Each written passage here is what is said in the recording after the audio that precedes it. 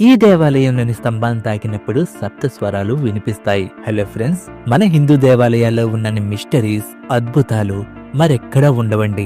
మన ఆంధ్రప్రదేశ్ రాష్ట్రంలో అనంతపురం జిల్లా తాడిపత్రిలో పెన్నా నది ఒడ్డున కొలువైన బుగ్గా రామలింగేశ్వరం దేవాలయంలో పరమేశ్వరుడు లింగ రూపంలో స్వయంభుగా వెలిశారు. ఈ స్వయంభూ శివలింగం ఉన్న భాగంలో క్రింద నుండి జలధార ఊరుతూ ఉంటుంది.